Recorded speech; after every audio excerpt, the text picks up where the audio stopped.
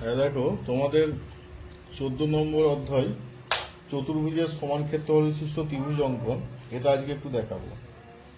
তোমরা চতুর্ভুজ আঁকা বিভিন্ন ধরনের চতুর্ভুজ এঁকেছো, যেমন এটা নর্মাল চতুর্ভুজ, সিম্পল চতুর্ভুজ, সামান্তরিক, আয়তক্ষেত্র, বর্গক্ষেত্র, রম্বস, ট্রাপিজিয়াম, বিভিন্ন ধরনের চতুর্ভুজ আঁকা হয়েছে। তার এখানে চতুর্ভুজ আঁকাটা আগের নিয়মই হবে, যেমন হয়েছে চতুর্ভুজ।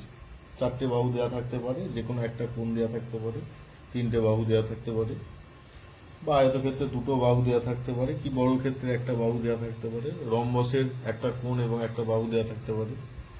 সেক্ষেত্রে চতুর্ভুজগুলোকে আঁকতে হবে। এবার এখানে যেটা নতুন জিনিস, সেটা হচ্ছে চতুর্ভুজের সমান ক্ষেত্রফল বিশিষ্ট একটা ত্রিভুজ অঙ্কন করতে হবে। এই ত্রিভুজ অঙ্কনটা কিভাবে করবে? ত্রিভুজ অঙ্কনটা করার জন্য দেখো, এই যে 199 পাতা, মানে এটা তোমাদের 198 পাতা শুরু হচ্ছে, 199 পাতার থেকে চতুর্ভুজের সমান ক্ষেত্রফল বিশিষ্ট ত্রিভুজ অঙ্কন করা হচ্ছে। তাতে দেখতে পাচ্ছি যে 3-এর যে অঙ্কটা, যে আমার বন্ধু জাকির একটি এবিসিডি আঁকলো, চতুর্ভুজ এবিসিডি, যার বিসি বাহু 4.5 সেমি, বিসি বাহুটা 4.5 সেমি, সিডি হচ্ছে 3 সেমি, সিডি 3 সেমি, 3 সেমি, সিডি 3 সেমি, কর্ণ বিডি 6 সেমি, এডিবি হচ্ছে 45 ডিগ্রি, এবিসি 75 ডিগ্রি, এবিসিডি চতুর্ভুজের সমান ক্ষেত্রফল বিশিষ্ট একটি সামান্তরিক অঙ্কন করি, যার একটি কোণ হচ্ছে 60 ডিগ্রি, একটি কোণ 60 ডিগ্রি। তা দেখো যে একটি কোণ এর সমান ক্ষেত্রফল বিশিষ্ট চতুর্ভুজটা অঙ্কন, সামান্তরিক অঙ্কন করতে বলছে। সমান ক্ষেত্রফল বিশিষ্ট সামান্তরিক অঙ্কন করি, মানে চতুর্ভুজের সমান ক্ষেত্রফল বিশিষ্ট ত্রিভুজ, প্রথম চতুর্ভুজের সমান ক্ষেত্রফল বিশিষ্ট ত্রিভুজ অঙ্কন করতে হবে। তাহলে এবিসিডি চতুর্ভুজের সমান ক্ষেত্রফল বিশিষ্ট একটি সামান্তরিক অঙ্কন করি, যার একটি কোণ হচ্ছে 60 ডিগ্রি। তা সামান্তরিক অঙ্কন করতে গেলে প্রথমে একে একটা ত্রিভুজ তৈরি নিয়ে যেতে হবে। চতুর্ভুজটা আঁকা হলো, এই যে এ বি সি ডি চতুর্ভুজ আঁকা হলো, তারপর তার একটা কর্ণকে যোগ করে দেওয়া, একটা কর্ণ যোগ করে দেওয়ার ফলে কি হবে, চতুর্ভুজটা একটা ত্রিভুজ হয়ে যাবে, দুটো ত্রিভুজে ভাগ হয়ে যাবে। যেমন যে এই যোগ করার ফলে, মানে এসি যোগ করার ফলে দুটো ত্রিভুজ হচ্ছে, এবিসি একটা ত্রিভুজ, আর একটা হচ্ছে এসি ডি একটা ত্রিভুজ। এবার কি করা হচ্ছে, এসি কর্ণের মাপ করে ডি বিন্দুতে বসিয়ে, মানে তার বিপরীত শীর্ষবিন্দু ডিতে বসিয়ে একটা বৃত্তচাপ কাটা হচ্ছে। এসি কর্ণের মাপ করে ডি বিন্দুতে বসিয়ে একটা বৃত্তচাপ কাটা হচ্ছে। আবার এডি বাহুর মাপ করে সি বিন্দুতে বসিয়ে একটা বৃত্তচাপ কাটা হচ্ছে। তাই বৃত্তচাপ দুটো কোন বিন্দুতে ছেদ করেছে? পি বিন্দুতে। ডি আর পি যুক্ত করে বাড়ি দেওয়া হচ্ছে। আবার এদিকে বিসি বাহুকে বাড়ি দেওয়া হচ্ছে। তারা পরস্পরকে ই বিন্দুতে ছেদ করেছে, ই বিন্দুতে। এইটা যোগ করা হলো, এইটা যোগ করার ফলে এবিই একটা কি হবে, ত্রিভুজ হবে, ত্রিভুজ গঠিত হবে, যেটা হচ্ছে চতুর্ভুজের সমান ক্ষেত্রফল বিশিষ্ট। তাহলে প্রথম কথা, একটা চতুর্ভুজ প্রথম অঙ্কন করা হচ্ছে, চয়ন একটা চতুর্ভুজ অঙ্কন করা হচ্ছে এ বি সি ডি। চতুর্ভুজটা আঁকার পর বিডি কর্ণকে যোগ করা হচ্ছে, বিডি কর্ণকে যোগ করার ফলে বিডি কর্ণের মাপ নিয়ে সি বিন্দুতে বসিয়ে একটা বৃত্তচাপ কাটা হবে। আবার ডিসি কর্ণের মাপ নিয়ে তার বিপরীত শীর্ষবিন্দু বিতে বসিয়ে একটা বৃত্তচাপ কাটা হবে। সি আর এই যে বিন্দুটা যোগ করে দেওয়া হলো, এইদিকে এবিটাকে বাড়ি দেওয়া হলো, তার ফলে তারা একটা ই বিন্দুতে ছেদ করেছে, ডি যুক্ত করা হলো। তাহলে এই যে ত্রিভুজটা পাচ্ছি এ ডিই, এই ত্রিভুজটা হচ্ছে এই চতুর্ভুজটার সমান ক্ষেত্রফল বিশিষ্ট, এবিসিডি চতুর্ভুজের সমান ক্ষেত্রফল বিশিষ্ট। তাহলে প্রথমে কি করা হচ্ছে, এবিসিডি চতুর্ভুজটা আঁকা হচ্ছে। এবিসিডি চতুর্ভুজের বিডি কর্ণকে যোগ করা হচ্ছে। বিডি কর্ণ যুক্ত করার পর বিডি কর্ণের মাপটা নিয়ে তার বিপরীত শীর্ষবিন্দু সিতে বসিয়ে একটা বৃত্তচাপ কাটা হবে। বিডি কর্ণের মাপটা নিয়ে সি বিন্দুতে বসিয়ে একটা বৃত্তচাপ কাটা হলো নিচের দিকে। আবার ডিসি কর্ণের মাপটা নিয়ে তার বিপরীত শীর্ষবিন্দু বিতে বসিয়ে একটা বৃত্তচাপ কাটা হলো ডান দিকে। এই বৃত্তচাপ দুটো পরস্পরকে একটা বিন্দুতে মিলিত হয়েছে। সি আর সেই বিন্দু যুক্ত করা হলো, আর এদিকে এবি বাহুকে বাড়ি দেওয়া হলো, তার ফলে তারা ই বিন্দুতে ছেদ করবে। ডি আর ই যুক্ত করা হলো, দিয়ে যে ত্রিভুজটা পাওয়া যাচ্ছে এডিই, এই ত্রিভুজটা হচ্ছে এবিসিডি চতুর্ভুজের সমান ক্ষেত্রফল বিশিষ্ট। না, ওই ত্রিভুজটা ধরলে হবে না তো। ওই ত্রিভুজটা হচ্ছে এই ত্রিভুজটা একই ভূমির ওপর নিতে হবে। ভূমিটা যেটাকে ধরছি, ওইটা করতে হলে উল্টো দিক থেকে কাটতে হতো, এইটার দিক থেকে, এর দিক থেকে। তখন এই বিন্দুতে বসিয়ে করতে হতো, এই দিক থেকে আসতো, ওইটা নিতে হতো। তাহলে এখানে দেখো যে 4-এরটা, এটি চতুর্ভুজ এবিসিডি আঁকি, যার বিসি বাহু 6 সেমি, এবি বাহু 4 সেমি, সিডি বাহু 3 সেমি, এবিসি কোণটা 60 ডিগ্রি, বিসিডি কোণটা 55 ডিগ্রি। এবিসিডি চতুর্ভুজের সমান ক্ষেত্রফল বিশিষ্ট একটি ত্রিভুজ অঙ্কন করি, যার একটি বাহু এবি, অপর একটি বাহু বিসি বাহু বরাবর থাকবে। এবি বাহু বরাবর একটা বাহু, আর একটা বিসি বাহু বরাবর। ঠিক আছে? তাহলে প্রথম হচ্ছে চতুর্ভুজটা আঁকতে হবে। এবিসিডি চতুর্ভুজ, এবিসিডি চতুর্ভুজের মাপ দেওয়া আছে 4-এর। এবিসিডি চতুর্ভুজের ক্ষেত্রে দেখো মাপ দেওয়া আছে, বিসি বাহুটা দেওয়া আছে কত, 6 সেমি দেওয়া আছে। বিসিটা হচ্ছে 6 সেমি, 6 সেমি বিসি। এবি দেওয়া আছে 4 সেমি,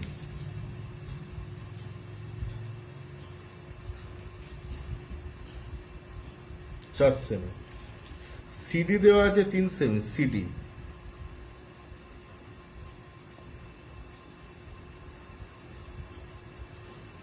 সিডি হচ্ছে 3 সেমি, 3 সেমি। কোণ এবিসি দেওয়া আছে 60 ডিগ্রি,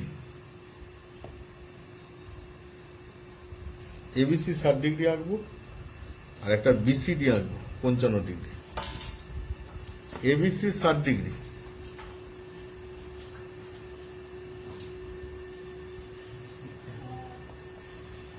আর বিসিডি হচ্ছে 55 ডিগ্রি।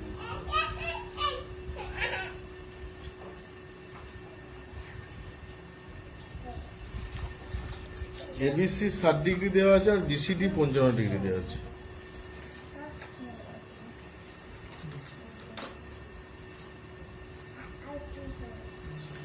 এটা 60 ডিগ্রি, যেটা হচ্ছে এবিসি, আর বিসিডি এটা হচ্ছে 55 ডিগ্রি। দুটো কোণ দেওয়া আছে।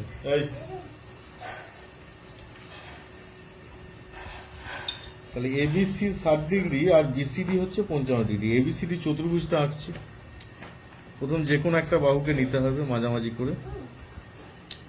ধরো বিসি বাহুটাকে নিচ্ছি, কারণ এবিসি কোণ আঁকবো আর বিসিডি কোণ আঁকবো, দুটো কোণকে আঁকতে হবে তো। তাহলে প্রথম বিসি বাহুটাকে কেটে নিচ্ছি। বিসি এর মাপটাকে নেওয়া হলো, নিয়ে এখানে বসিয়ে কেটে নেওয়া হলো, যেটার নাম দিচ্ছি বি আর সি। তাহলে বি এর এবিসি কোণটাকে আঁকতে হবে। এবিসি কোণটাকে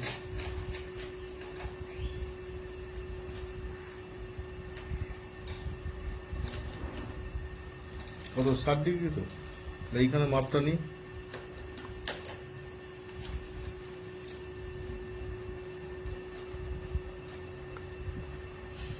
ডিগ্রি, এটা 60 ডিগ্রি কোণ আসবে। আর বিসিডি হচ্ছে 55, তাহলে বিসিডি এর মাপটা নিচ্ছি। এই বিন্দুতে বসে তো, এইদিকে।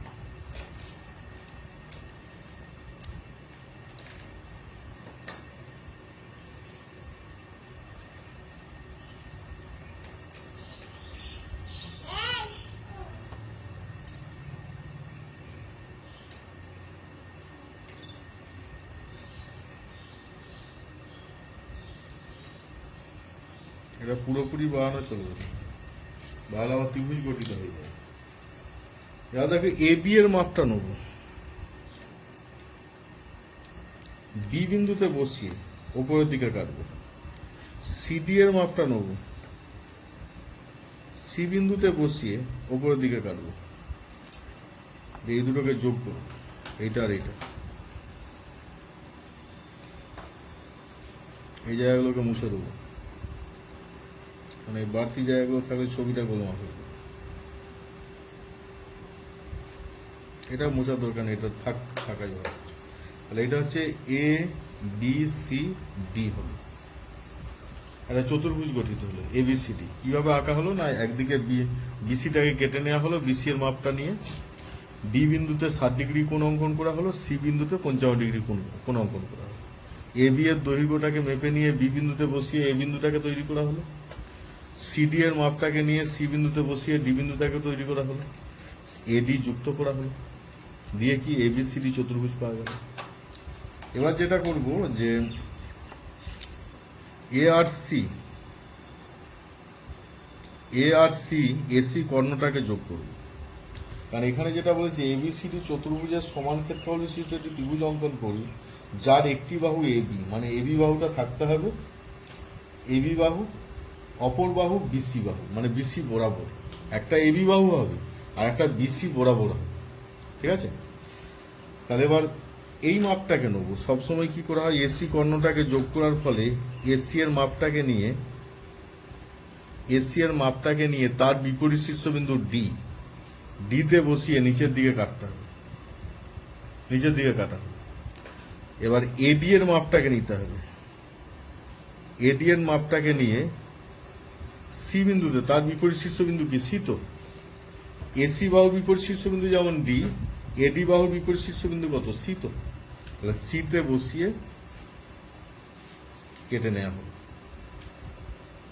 এটা একটা বিন্দু পাওয়া যাচ্ছে যেটা এফ ই,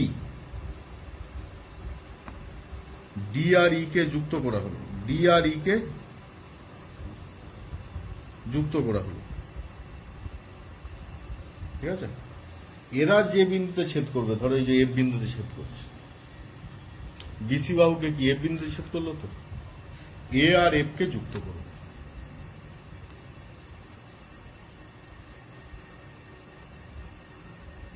এ আর এফ কে যুক্ত করবে। তাহলে এখানে উদ্দেশ্য ত্রিভুজটা কি, এ বি এফ, চতুর্ভুজ এবিসিডি এর সমান ক্ষেত্রফল বিশিষ্ট ত্রিভুজটি হল এ বি এফ, যার এবি একটি বাহু এবং অপর বাহু বিসি বাহু বরাবর।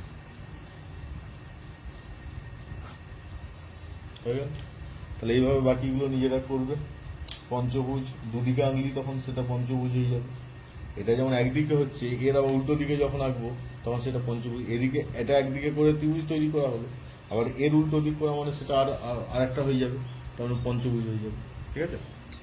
তো এইভাবে বাকিগুলো করবে।